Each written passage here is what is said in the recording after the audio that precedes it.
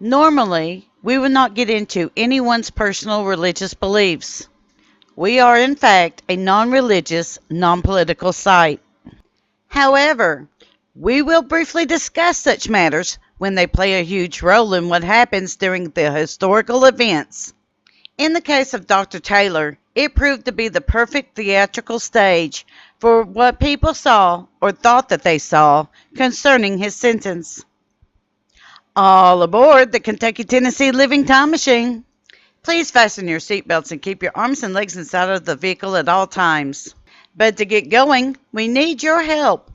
We still need to fire up that time machine to transport us. Please help us by clicking on the like, subscribe, and bell notification buttons down below. Not only does this fire up the time machine for our flight back in time, but it convinces the YouTube algorithm that we need a bigger vehicle to reach more people who love history as much as you do. Now, back to our story. The Swedenborg Religion. It should also be noted that this was during the period of the Third Great Awakening, 1850 through 1900s, which held revivals throughout the United States sponsored by the YMCA. This period of the Christian church is often associated with new denominations, active missionary work, adult education and social work, and the social gospel, which was applying Christian ethics to social issues.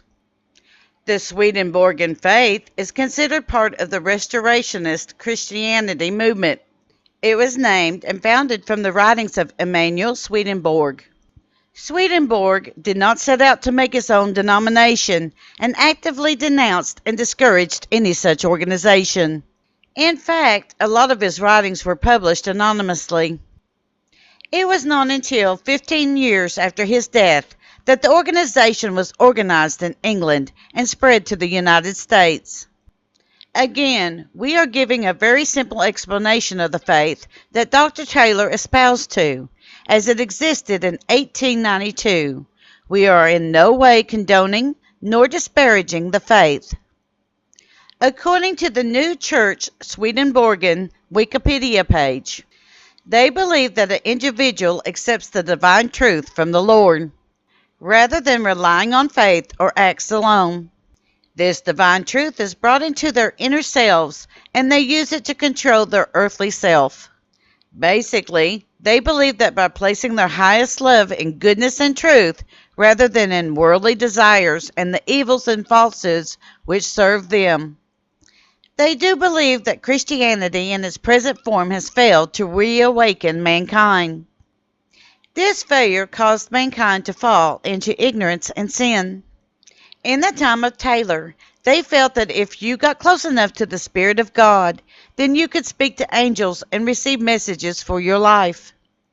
Moving along, we will now explain the reactions to this faith by those that were in the Appalachian communities of that time, and why later on this would play such a huge role in the production that would soon come.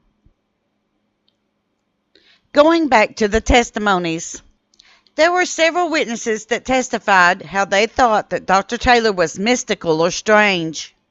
Instead of talking to Dr. Taylor about what he believed in, rumors went around the mountains that he talked to the dead or spirits, held seances, and other mystical things. Several of the witnesses that testified for the prosecution would speak of a meeting of men at the Wise County Courthouse.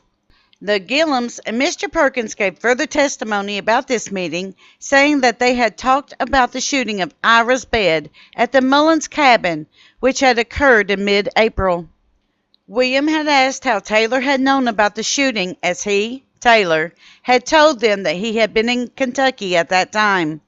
Taylor said that, quote, the spirits told him, quote, and made a jab at William when he asked why the spirits didn't talk to him. Testimony was given by Milburn and Joe Perkins that William had walked off after the jab, but to each further testifies that Taylor had said that, quote, it looked pretty hard for a man to lose his life and his money too, unquote. We believe that Dr. Taylor said this in jest because he was very aware of the rumors and what everyone thought about him. While it is very possible that Dr. Taylor did believe that the angels did speak to him, it is also possible that Dr. Taylor was well informed about the happenings in the area. After all, he did speak to a lot of people who had heard of the shooting of Ira, as it was huge news in the mountains at that time.